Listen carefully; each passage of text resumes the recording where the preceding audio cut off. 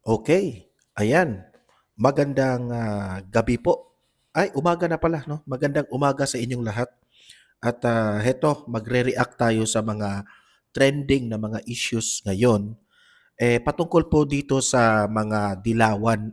Kung mapapansin ninyo, itong mga dilawan ngayon ay, parang ano sila, parang nafi-feel nila na may chance sila na mag-take over sa 2028. Kaya nga itong si Cielo Magno nag-iingay na, sino pa ba si Trillanes nag-iingay na, si De Lima nag-iingay, yung, pari na, dating Jadik ay nag-iingay na rin. Ay mga dilawan 'yan, ha. Hontiveros nag-iingay na, naghahanda na siya sa kanyang, presidency sa 2028. Handa na raw siya makipaglaban kay VP Sara, Ang tanong, bakit sila may confidence ngayon na nag-iingay? Kasi feeling nila ay, sila ay, marami, okey? Confident sila, eh.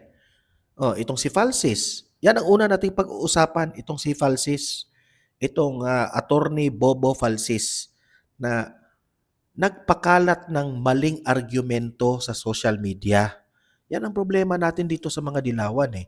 Hmm, Kasi raw, si VP Sara raw ay, ito ha, ang kanyang post patungkol po ni VP Sara at itong si Congressman Benny Abante na noong 2025 na campaign ay, ito raw si VP Sara ay kinampanya itong si Abante para 'wag iboto.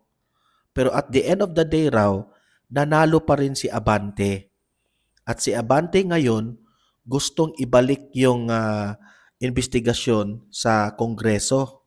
Hmm. At gusto niyang paimbestigahan itong si VP Sara doon sa Pogo issue at doon sa drug, dealer umano na nagbibigay ng pera kay VP Sara para sa kampanya noong 2022. 'Yun ang gustong paimbestigahan ni Abante. Sinuportahan rin dito ni, bobong attorney na si Falsis. 'Yan ang una nating pag-uusapan mamaya. Eto, pangalawa nating pag-uusapan ay itong si Auntie Claire Castro. Ayan, nag-iingay rin ito, dilawan rin ito, di ba? Kasi advantage ng mga dilawan ang away ng Marcos at mga Duterte. Siyempre, hindi nila aawayin ang mga Marcos ngayon kasi alam mo naman, eh, Marcos nasa posisyon ngayon. Ang mga Duterte medyo, wala na si former President Duterte at ginigipit ngayon si VP Sara. Akala siguro nila ma-take advantage nila yung 2028. So itong si Auntie Claire Castro, pumalag ito sa payo ni Robin Padilla. Kasi ang payo po ni Robin Padilla kay Senator Bato de la Rosa, huwag kang sumuko sa mga dayuhan. Yan ang payo niya. Which is, agree ako dyan, ha. Ipapaliwanag natin yan mamaya. Kasi pumapalag itong si Auntie Claire Castro kay Robin Padilla. Tingnan natin, ha. At magre-react tayo dyan kung gaano po kasablay itong reaction ni Auntie Claire Castro.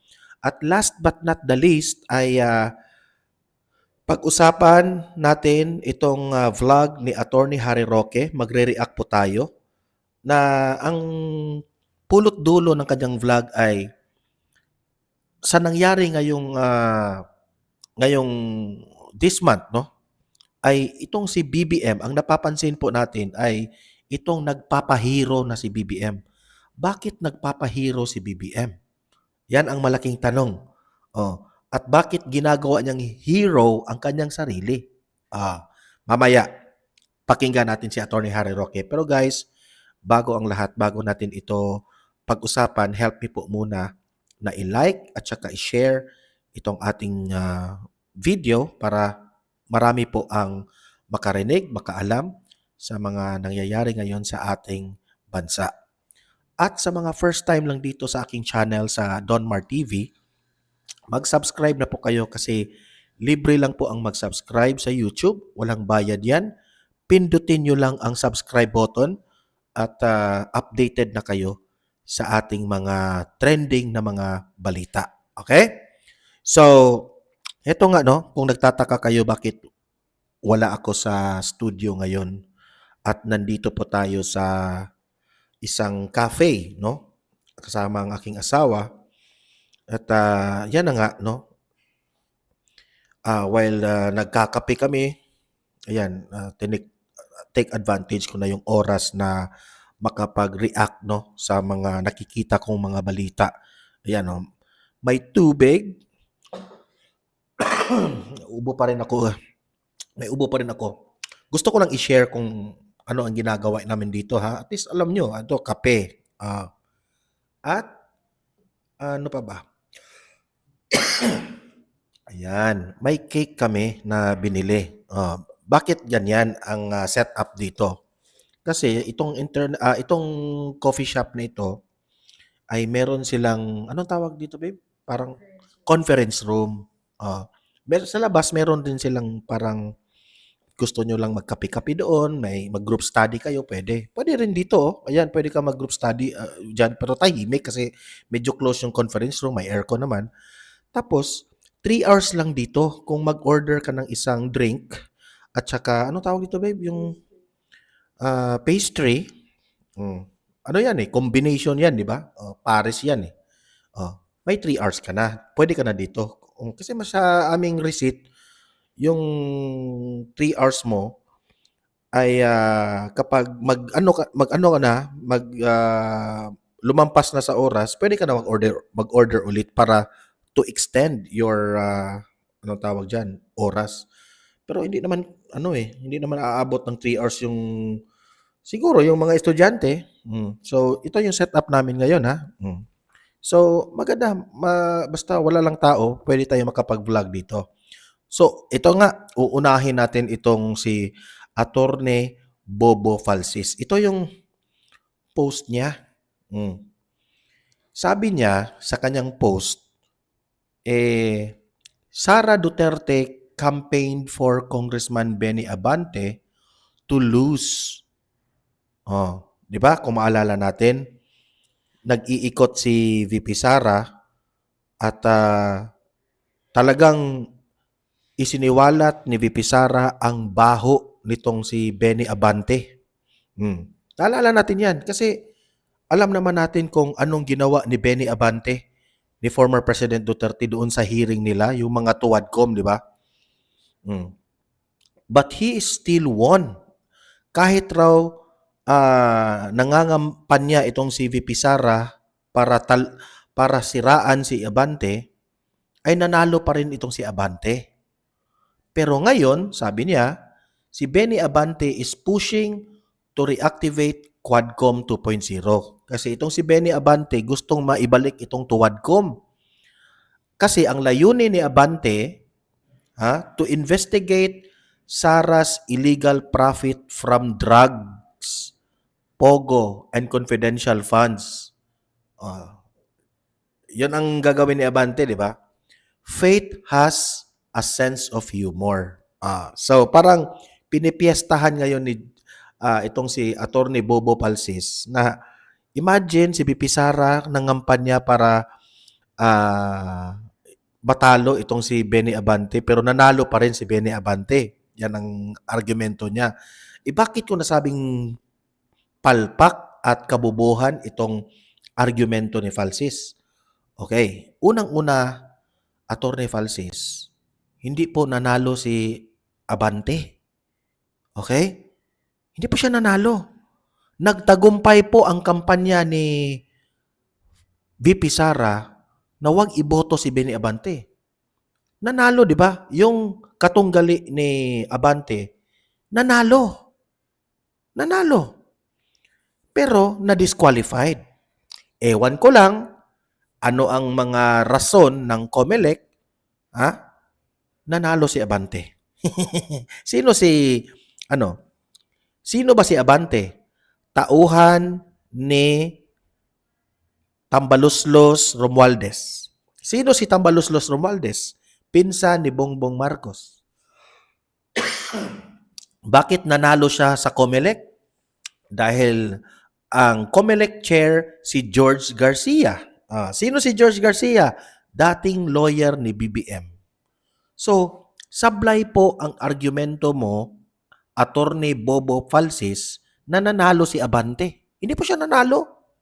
Ha? Nanalo lang siya kasi pinopolitika. Yun ang ating dapat tandaan. So, hindi po pumalpak si VP Sara sa pagkampanya. It's just that itong administrasyong ito, wala talaga. Hindi marunong lumaban ng patas. Okay? So, sablay ka. Jesus Falsis. Tanggalin mo nga yung pangalan mong Jesus. Hindi bagay sa'yo. Dapat baklang Falsis. Ganun. Di ba? So, sabi dito ni VOVPH, ito yung kanyang ang reaction dito sa post ni Falsis. Paglaban nyo, katangahan nyo. Tanga naman talaga itong si Jesus Falsis eh. Nanalo si Abante dahil kay George Garcia. Which is tama. Si George Garcia ay tauhan ng mga Marcos. Di ba? So, ito, binalita ng Rappler. Watch, Joey Oy defeats Benny Abante in a tight race for Manila 6th District Congressional Seat. Imagine that one, ha? Si Joey Oy, natalo niya si Benny Abante. Binalita pa ito ng Rappler. Nangyari po ito May 13. Ayan po ang ang ebidensya. Ha? Baklang Falsis. Bobo ka. Diba? So, yung argumento mo, sablay. Sorry po ha, pero kahit attorney ka, pero wala ka sa kalingkingan sa akin kung makipag-debate ka at makipag-argumento ka sa akin. Okay? So, sablay ka. Wala. Okay, punta tayo sa next natin. Punta naman tayo dito sa reaction ni Auntie Claire na sinabi ni Robin Padilla na I would advise my friend, Senator Bato, na huwag tayong magpaapi sa mga dayuhan. Oo, di ba? Sa mga batas ng dayuhan, wala silang karapatan sa atin mga Pilipino. Ang may karapatan po sa atin ay yung mga batas natin. Ang gobyerno po natin ang meron pong karapatan sa atin. Kung huhulihin tayo, kung meron man tayo, kung nagkasala man tayo. Pero yung ICC, huhulihin tayong mga Pilipino? Wala. Wala silang jurisdiction dito. Tapos itong si Auntie Claire, nag-react. Mali raw yung sinabi ni Robin Padilla. Hoy, Auntie Claire, mag-senador ka muna bago ka akala mo kung sino ka? Spokesperson ka lang ni Bangag?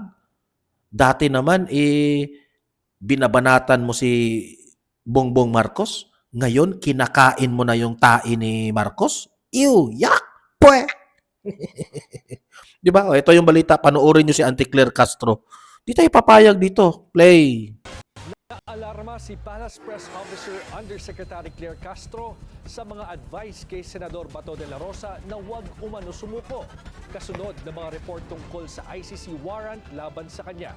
Una nang pinayuhan ni Senator Robin Padilla ang kanyang kapwa Duterte alay na huwag sumuko sa foreign powers. May agam-agam si Castro tungkol dito.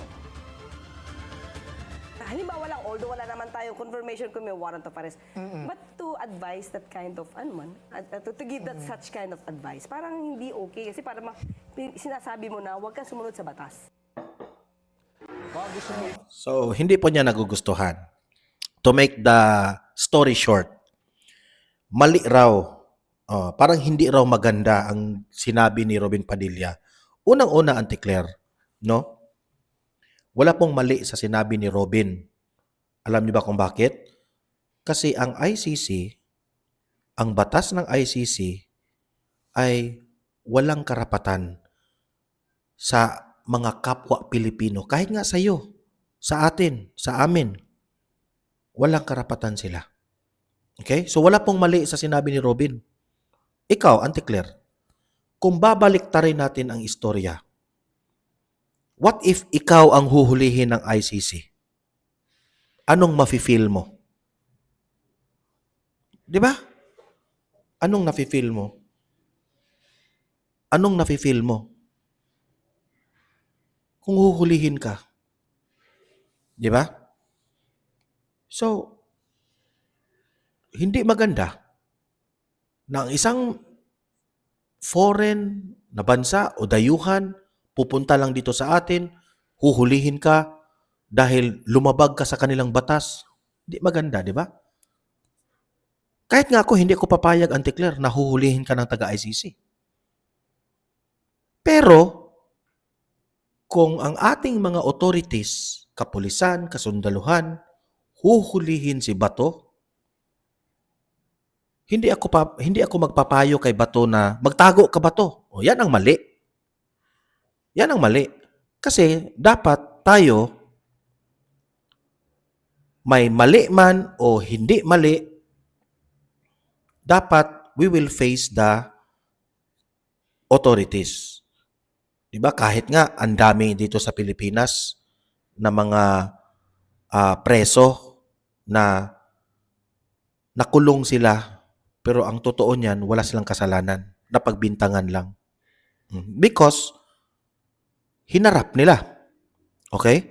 Hinarap nila ang gobyerno natin, ang ating authorities. Pero yung pati mga dayuhan, haharap tayo, ang batas nila ay applicable sa mga miyembro lang nila, Auntie Claire Castro. Okay, baka nakalimutan mo yan. Pero si Bato, hindi. Unless kung si Bato de la Rosa ay kinasuhan ng ICC o kung sino man sa mga Pilipino na kinasuhan si Bato noong panahon pa na miyembro pa tayo ng ICC, ayan, pwede yan. Pero if ang final ngayon lamang na hindi na tayo miyembro, hindi na yan pwede, Auntie Claire. So sablay ka. Kahit saang anggulo, sablay ka, Auntie Claire. You are considered bobo sa mga pinagsasabi mo. Si Robin Padilla pa, ang makipagdebate ka pa sa kanyang argumento. Pweh, Auntie Claire, wala ka sa kalingkingan ni Robin Padilla. Ang report sa ICC warrant laban kay De La Rosa, sinabi nitong handa siyang samahan si dating Pangulong Rodrigo Duterte sa ICC custody matapos maaresto nitong Marso kaugnay ng alleged crimes against humanity dahil sa madugong kampanya kontra droga. Kasunod nito, sinabi naman ni Padilla na handa rin daw siyang sumama sa kanila sa The Hague, Netherlands. May birong binitawan dito si Castro. I just realized ngayon, sinabi mo kasi di ba sasama si Senator Bato, ay si Senator Robin. Sabi niya, Kaya ang kanya advice, do not surrender. Ay, nagsama pa talaga itong dalawa, si Falsis at si Atakdog Castro. Atakdog Castro at si Falsis. Baklang Falsis. Oh. Sa kabila ng umuugong na warrant, nananatili ng mga aktibo online si De La Rosa. Nag-post siya ng larawan kasamang Ito kasi yung latest na post ni Senator Bato kasama ang kanyang apo. So, napraning na rin ang mga dilawan at loyalista dito sa post na ito. Nasaan ba si Bato? Bakit nag-post yan siya ganyan? Basta, sabi na rin ng DILG, isa ring praning, tinitrace namin ang kanyang, instead na, senador yan, di ba? Unang-una, senador yan. Dapat nga, kakampihan natin yan. Kay Pilipino yan. Mas kinakampihan pa ninyo yung taga-ICC. Mas kinakampihan pa ninyo yung mga dayuhan. Yan ang katangahan nitong administrasyong BBM. Grabe. At masaya raw siyang nakita niya ito. Isang buwan ng absent si De La Rosa sa Senado at minomonitor ng mga otoridad ang kanyang lokasyon sa ngayon. Minomonitor raw nila si Bato. Ewan ko na lang. Alam nyo, sa totoo lang, itong si Falsis at si Auntie Claire Castro, ewan ko na lang kung hindi ito iiyak sa 2028. Iiyak yan. Yung mga sobrang maiingay, sina Dilima, sina Virus, sino pa si Aklaan, yung Ngiwi, si Tinio, si Franz Castro, iiyak yan sa 2028. Kapag mapresidente si VP Sara sa 2028, good luck sa inyo. Yun ang masasabi ko, good luck lang. Kung sinong dibdib ang hindi mag-iyak dyan. Ito, panoorin natin si Attorney Harry Roque patungkol po dito kay Bongbong Marcos na nagpapahiro sa bansa natin. Ito, panoorin ninyo. Hello, magandang araw ng Sabado sa inyong lahat. At ngayong araw ang pag-usapan natin, teka. Ano ba dapat ang issue na pinag-uusapan ng lahat? Bakit parang ang dami-daming mga ibang issue lumalabas ngayon? Simulan natin, ha? Si BBM. Panay ang labas ngayon, pati sa social media na nagsasabi, ipakukulong natin ang mga nagnakaw sa kaban ng bayan bago magpasko. Ayan. Tapos palagi So, ipakulong niya ang sarili niya. Di ba? sinasabi, arestuhin na si Diskaya, makakancel o na-cancel na ang passport ni Zaldico. Siyempre, ang pinalalabas niya, siya pa ngayon ang hero laban sa korupsyon. Samantalang alam naman natin na gaya ng sinabi ni Zaldico, ang Presidente Marcos Jr. Actually, tama ka dyan, Attorney Harry Roque. Hero si Bongbong Marcos, Attorney Harry Roque. Hero. Hero siya sa mga adik. Ang sinasabi ni Amy Marcos na kapatid niyang bangag ang punot dulo ng issue ng korupsyon sa Pilipinas. So pero kita nyo parang siya ang hero na ako lang ang presidente na humabot sa mga korap. Paano naman hahabulin ang mga korap? Talaga naman ikaw ang punot dulo niyan. Bakit? Una-una, ikaw ang namili kay Tambaluslos para maging speaker. Si Tambaluslos ang namili kay Zaldico. Tama. At si Zaldico nagpatupad ng order. Yung huling revelasyon ni Zaldico, mag-insert ng 100 billion para nakawin pa ng presidente mismo. At siya mismo nagde-deliver ng 25% para kay presidente. No? Pero ngayon, pakikinggan mo ang Marcos Jr. Wow, pakukulong ko si Diskaya. Si Diskaya, yan ay naging instrumento lamang ng mga politiko para mapera yung pondo na nakalaan sa flood control. Kung wala naman Actually, yun lang ang kaya ng Marcos administration. Mga kontraktor at mga DPWH officials lang ang kaya niyang ipakulong. Pero yung pinsan niya, hindi niya kayang ipakulong. Yung sarili niya, hindi niya kayang ipakulong. Di ba? Malinaw pa sa sikat ng araw ang sinabi ni Zaldico. Anong sinabi ni Zaldico? Magagalit pa kapag hindi ipa-insert yung gusto niyang ipa-insert. Pwe!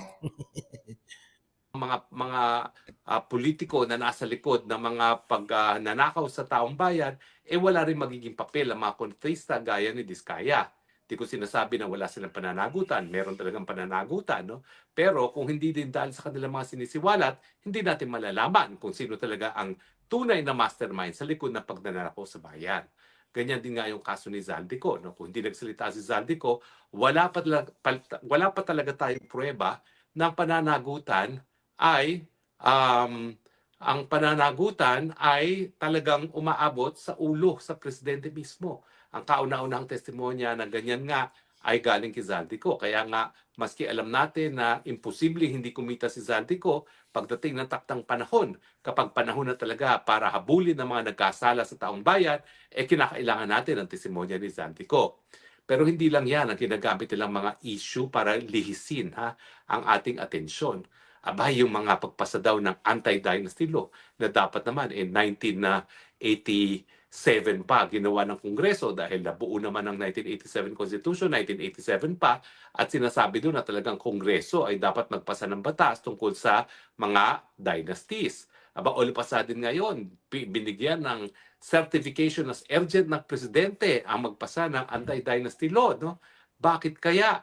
Yan ba ay dahil sincero ang Marcos Jr. na wala mga dynasties? Alam natin na ang pamilya niya ang pinakamalaking dynasty ngayon. Daig pa niya po ang mga Duterte. Bilangin natin, siya, yung anak niya, yung kanyang pinsan, yung kanyang pamangkin, yung kanyang kapatid. O di ba? Dami-dami naman talaga niyan, hindi mauubusan. No?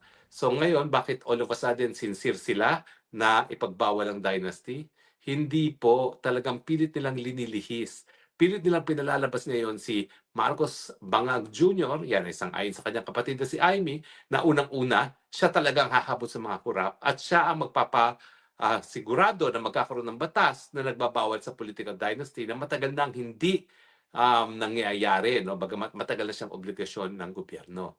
Tapos ito na naman ang issue ng Madriaga na si VP Sara daw ay gumamit ang pera ng mga drug lords at ng Pogo money during eleksyon, no? At sinasabi nga na wow, ang dami, 1.99 billion ang pinamigay ni Inday Sara sa kung kani-kanino na hindi naman malinaw kung bakit mamimigay ng ganyang kalaki si Inday Sara. Bagamat ang mga demanda sa kanya, ang pinakamalaking demanda yung naihain nung makalawa, 660 million. No? Hindi ko alam kung saan ang galing na naman yung 1.9999 na yan. So, ibig sabihin na naman, ayaw na naman ng Malacanang na matutok ang atensyon ng taong bayan doon sa mga tao na lumamon ng flood control projects, dahilan kung bakit lumalangoy tayo sa tubig baha tuwing panahon ng tag-ulan. Well, ano niyo po, sa crisis PR, public relations, yan ay tinatawag na let's deflect the issue. Huwag natin pag-usapan ang mga issue na dapat talagang bigyan ng atensyon, gugulan ng atensyon, lihisin natin ang issue nang sa ganon, mawala ang sisi doon sa dapat nating sisihin at sa tingin ko, ang lahat ng sisi ay nakatutok kay Ferdinand Marcos Jr. Hindi po importante yung mga sinasabi nila ngayon na di umano'y tumanggap si VP Sara ng pera sa mga drug lords. Una-una po ha, kung totoo yan, di Comelec ang dapat naghahabol niyan. Bakit hindi na-declare sa SOCHE? Okay? Ano naman kinalaman ng Madriaga kung talagang nagamit yan sa eleksyon, no? At saka walang kahit anong testimonya si Madriaga na nagbigay siya ng pera diretso kay VP Sara, no? Mali ang sinasabi nga lang niya, siya ay nag-deliver ng mga pera at least 4 na beses pero hindi malinaw kung kanino. Yung isang beses nakita lang niya na nasa isang sasakyan na dinarive daw ng isang asawa ng abogado sa isang ombudsman. It turns out yung asawa ng ombudsman lawyer na leon, isang attorney kilala, hindi nagda-drive. So paano niya nakita nagda-drive yung asawa hindi nga marunong mag-drive, no? Nakakatawa naman itong mga ito. Pero yung mga bagay-bagay na yan, kung sila tumanggap ng campaign fund sa SOCHE, dapat Comelec ang nag-iimbestiga niyan at walang iba. At saka bakit ngayon lang lumabas? Yan yung nakapagtataka. Kaya talaga alam ko itong si Madriaga, para lihisin lang ang issue. Dahil sa katagal-tagal naman nakakulong na siya. 2023 pa siya nakakulong. Magtatatlong taon na siya sa kulungan. Bakit ngayon lang siya nagsasalita? Ako, no, ang comment ko dyan kay Madriaga, halata naman na binabayaran si Madriaga. Si Madriaga, no, boba na lang talaga ang maniniwala kay Madriaga. Unang-una, preso yan. Di ba? Mas, tandaan nyo ha, kung itong administrasyong Marcos, kung papansinin nila itong si Madriaga, itong self-confessed bagman ni VP Sara, tapos papansinin nila ito, tapos hindi nila papansinin yung mga sinasabi ni Zaldico, halatang halata na. Sino pa? Ganito lang ha. Ganito lang ang logic natin. Sino ang mas papaniwalaan mo? Yung isang preso o itong isang dating congressman na naging tauhan ng Bangag Marcos Jr.? Ganun lang. Sino ang mas papaniwalaan ninyo? Di ba? Kung sasabihin ni Zaldico na kawatan si BBM at sasabihin rin ni Madriaga na kawatan si VP Sara, saan kayo maniniwala? Ako, common sense lang ha. Dito ako sa congressman maniniwala. Kasi dating tauhan. Pero itong preso na ito, nasabi nga ng mga PSG ni Tatay Digong na hindi nga nila kilala itong taong to, the self-proclaimed bagman. Ilatag nyo ang ebidensya, video, text messages. Ilatag nyo. Ang dali-daling magsalita kung ano-ano. Di ba? Yang Madriaga na yan, tingnan natin kung papansinin ba ito ng administrasyon.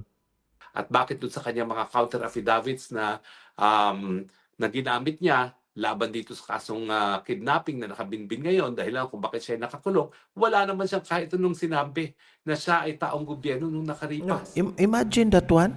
Si Madriaga, isang kidnapper, papaniwalaan ninyo? Boba talaga itong mga dilawan at loyalista, di ba?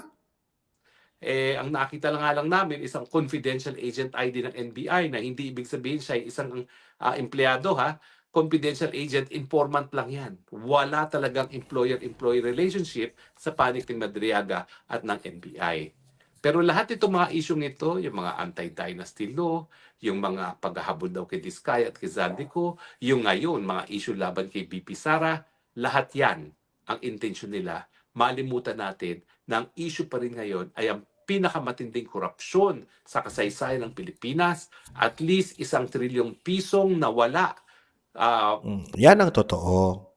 Nililihis ang tunay na isyu. Ano man ang tunay na isyu? Flood control anomaly. Sino nagsimula niyan? BBM. Nagmamayabang kasi siya sa 5,500 flood control projects. O yung pagmamayabang mo BBM, tapusin mo. Hindi kami, ang taong bayan po ay hindi makakalimot dyan sa tunay na isyu. Huwag niyong ilihis na si BP Sara yung kawatan dyan. Shelo Magno at yan si Flaviano, yung pare na boba rin. Halatang halata. May sariling interest rin. Pondo na nakalaan sana sa flood control projects na linamo ng mga buhaya. At ngayon, alam na natin dahil nga sa testimonya at video recording ni Zaldico na ang talagang mastermind ng trillion peso plunder ay walang iba kundi ang presidente. Kasabwat ang kanyang pinsan na si House Speaker Martin Romualdez aka Tambaluslos. Kayo ba? Nagpapadala ba kayo sa paglilihis? Nakalimutan na ba ang katanungan natin? Actually, Attorney Harry Roque yan nga ang ikinagalit ng taong bayan. Bakit itong mga contractors nakakulong na? Itong mga DPWH officials kinukulong na nila. 'Di ba? Pero itong si Martin Romualdez hanggang ngayon hindi pa napanagot. Ang isinisigaw ng taong bayan noon pa mapanagot itong si Martin Romualdez pero iba yung nakukulong. So halatang halata na itong si Bongbong Marcos kahit hindi mo man aminin, halata na pinagtakpan mo ang pinsan mo. 'Di ba? Huwag na tayong magbulahan. Is bakit kasi pinirmahan ng isang presidente ang isang napaka-anomalyang pantaunang budget na tinatawag natin na pinakakurap na budget sa kasaysayan ng Pilipinas. Di ba kung merong pananagutan para sa pinakakurap na budget na naipasa ng Kongreso, yan ay dapat yung presidente na siyang naglagda. Nagbigay ng kanyang lagda, naglagay ng kanyang lagda para maging epektibo ang pangtaunang budget. Bakit ngayon sasabihin niya hugas kamay siya na parang siya pa ngayon ang hero?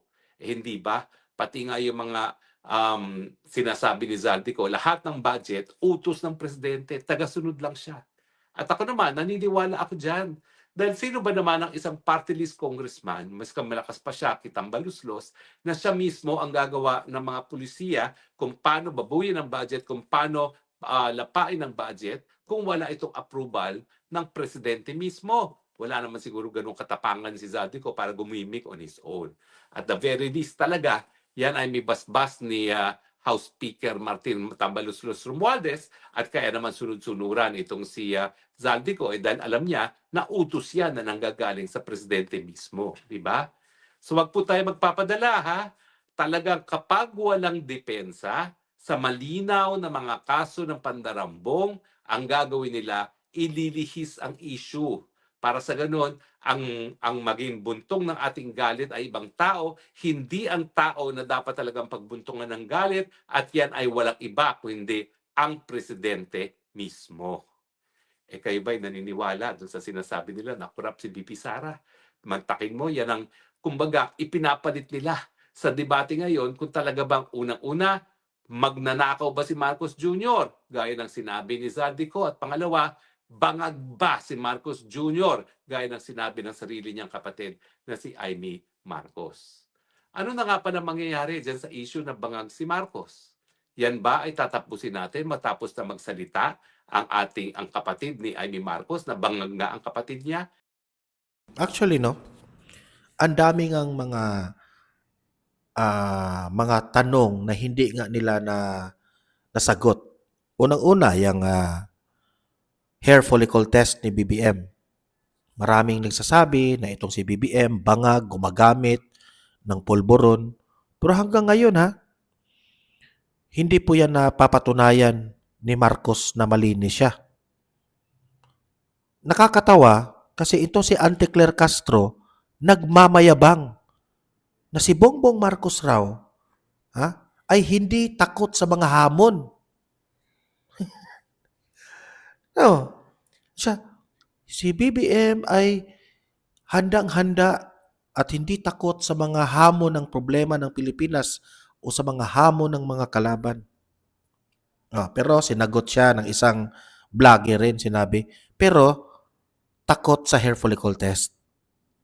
Hinamon ng hair follicle test, takot. Akala ko ba, Auntie Claire, hindi siya takot sa mga hamon? Di ba? Yan ang una. Ang daming mga questions ng taong bayan na hindi nasagot ng administrasyon. Pangalawa, bakit Mr. President,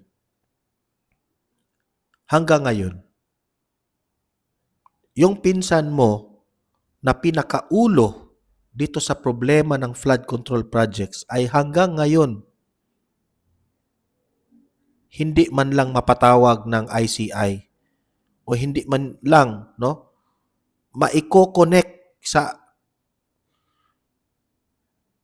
At pati ikaw, Mr. President,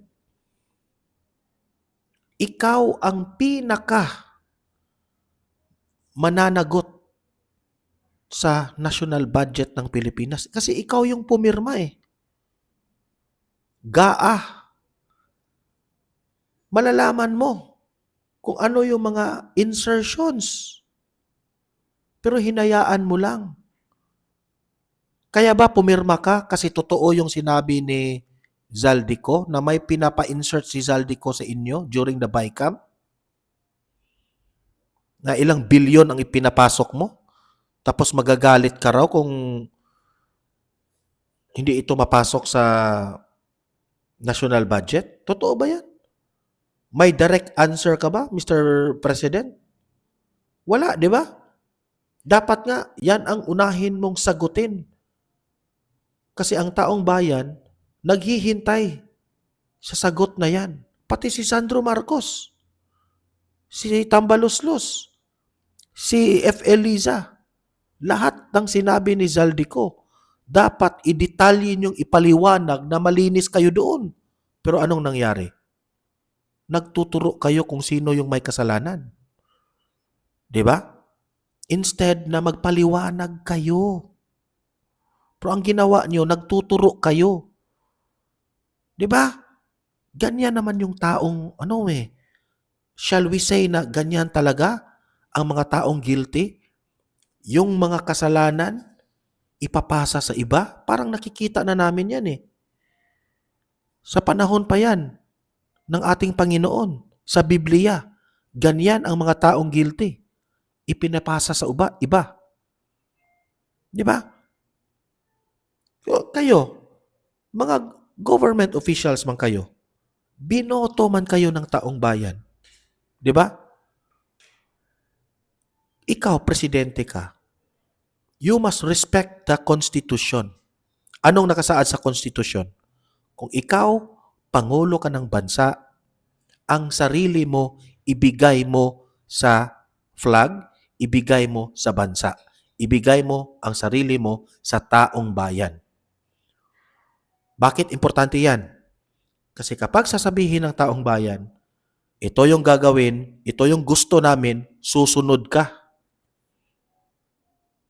Kahit anong desisyon yan ng taong bayan majority of the Filipino people nagsasabi, Mr. President, maawa ka, magpa-hair follicle test ka.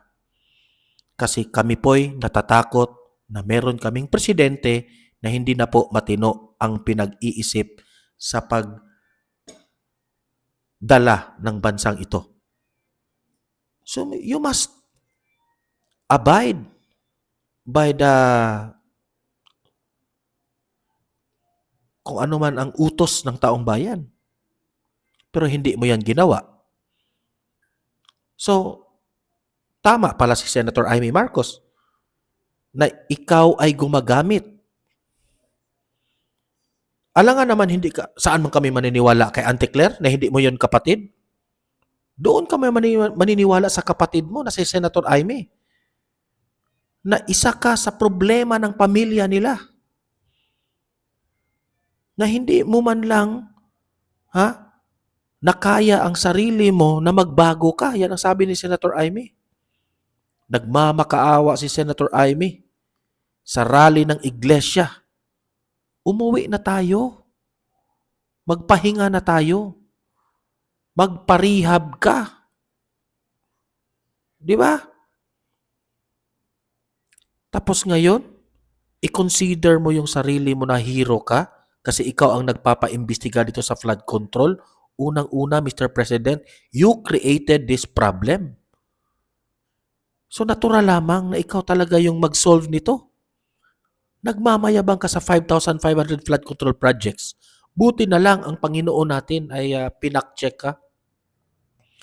Kasi kung hindi ka pinak-check ng Panginoon, kung hindi talaga bumaha, wala. Hindi namin matutuklasan na kawatan pala yung administrasyon mo. Huwag na tayong magbulahan. Di ba? So kayo, ngayon, mga audience ko dito sa Donmar TV, narinig man ninyo ang sinabi ni Atty. Harry Roque, nakinig man kayo sa sinabi ko. Mag-comment kayo. Ano sa tingin ninyo? Si Marcos ba ang problema sa bansa natin? O siya yung hero ng bansa natin? I-comment nyo, basahin natin yan sa comment section. Okay? Don't forget na i-like at saka i-share itong video na ito. Importante yan guys para kakalat ito sa taong bayan. Malaman nila ang tunay na salot ng ating lipunan. At sa mga first time lang dito sa Donmar TV, kung nakabisita kayo dito sa YouTube channel natin at nagustuhan nyo ang mga talakayan natin, subscribe na po kayo kasi libre lang ang mag-subscribe. Walang bayad yan. Kapag mapindot mo na yung subscribe button na yan, updated na kayo sa ating mga balita. So subscribe na. Importante yan. Okay? So see you in my next video. Have a great day. Have a great night. God bless po sa ating lahat. Mabuhay ang Pilipinas. And God save the Philippines. Cheers! Yan. Dreams Cafe.